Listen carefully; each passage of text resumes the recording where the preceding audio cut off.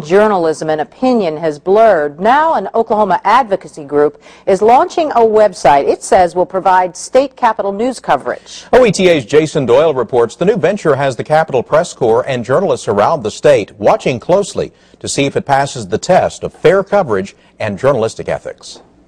For mainstream media, covering the state capitol has not been a major priority for many years. As the numbers of the Capitol Press Corps have dwindled, now an advocacy group believes it's time for them to step in to fill a perceived void. CapitolBeatOK is an online news service. We're operating out of the state capitol. I have an office in the press room, and the focus is going to be state government. It's going to be primarily the legislature when they're in session. And now here's an opportunity to contract out and do some journalistic research, which is vital, as people who are paying attention realize Capitol newsrooms are shrinking all over the country and in Oklahoma. The internet, cable TV, and blogs have created a maelstrom of information outside of the traditional news media, which makes it difficult at best for the public to determine the line between fact and spin. We live in an age now, in the computer age, in which we're getting information thrown at us exponentially, and as a result, it's out of context. People have a hard time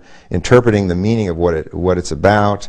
And so there's room for misinterpretation, and people are somewhat overwhelmed. The information overload makes the role of journalism all that much more important in bringing facts to the surface so the public can decide if policymakers are acting in the best interests of the people they serve. Ethically, the very least you've got to do is disclose where you're coming from. So disclosure is extremely important. You can't just come in and say, well, I'm a journalist, because a journalist has a meaning to it. It's traditionally had a meaning to it. CapitolBeatOK does identify its association with OCPA. Also on the website, it states that the entity supports the Code of Ethics by the Society of Professional Journalists. You can agree or disagree with some of the opinions expressed by OCPA, but the mission that I was given in the course of discussions with him was cover it straight, cover it down the middle. McGuigan says that people should sample the product he'll produce, and he believes they will find the website fair and unbiased, even as its main sponsor is known for its conservative stance and staunch opposition to other views of how state government is run.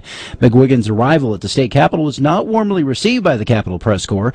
There were immediate concerns over the ethical issues raised by his financial links to the conservative think tank. The website officially launches early next month.